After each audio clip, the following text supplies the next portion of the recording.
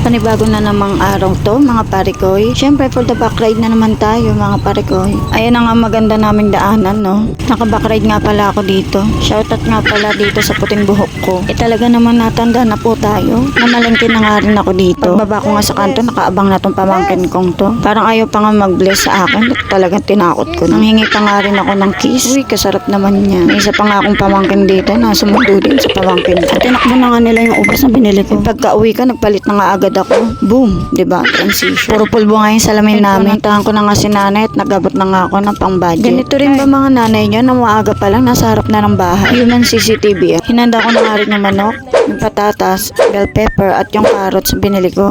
And syempre, ang sauce natin.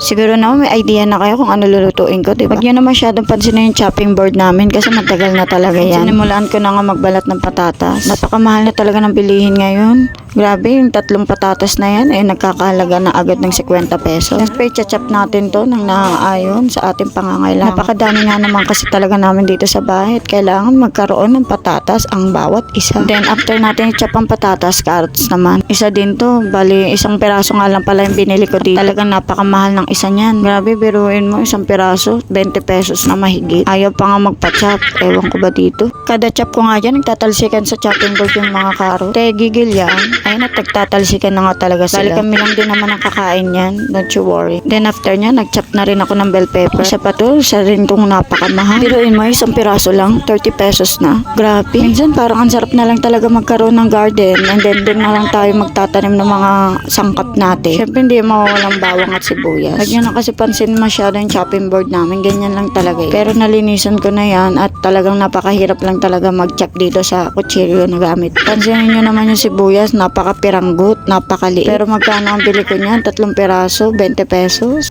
At natapos na nga natin i-prepare ang lahat ng mga rekado. And then, magluluto na tayo ng kalderetang manok. At nagpatulong na nga ako dyan kay RA kumuha ng salinyasi namin.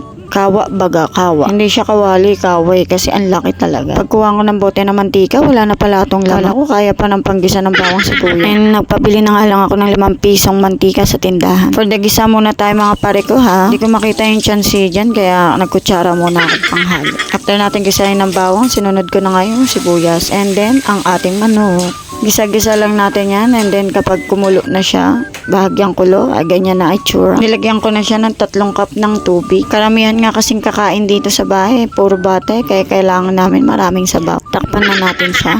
After 5 minutes, talaga namang kulong-kulo na ito. At nilagay ko na ang ating caldereta sauce. Isang pack lang siya pero kuhang-kuha ng ating lasang caldereta. UFC recipe, baka naman, char. And then, for the simot tayo dito, no? Kasi kailangan natin makuha lahat ng sauce ng ating pack na to. And then, after nyan, minekos-mekos lang muna natin, no? Sinunod ko agad-agad din ang carrots. Siyempre, hindi na tayo patumpik-tumpik dyan, patatas na din yan. At ang ating bell pepper. Kasi sayang sa gas kung papakuluan pa natin yan. Pang-ulang bahay lang naman to mga te. Mekos-mekos lang natin yan. And then labas natin pang malakasan nating paminta. Yan, tak-tak-tak-tak lang natin yan dyan. And then ang ating pang malakasang laurel. Inshallah, diba 2 piraso lang na laurel piso, no? Mekos-mekos ulit natin yan. Maglalagay din tayo dyan ng little bit salt. Little bit.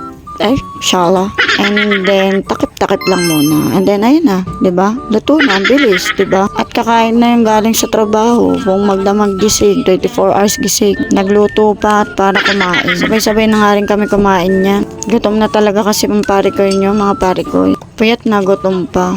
At nagdadaldalan nga ang nanay ko dyan at saka yung ate ko about sa aso niyang mahal na mahal ng nanay ko. Nanay yung magpaputol na itong manok na to, no? Ayaw magpasubo. Gutom na nga person. One bite. Init. Living satisfied na yan mga parikoy. Kahit mainit pa ang kanin at ulam, sige, subo lang. Simpleng ulam lang, pero pag magkakasama talaga kami, talaga naman napakasarap ng ulam. Sarap na sarap yan, te. Siyempre, luto ko yan. And that's all for today's video, mga pare ko. See you on my next video.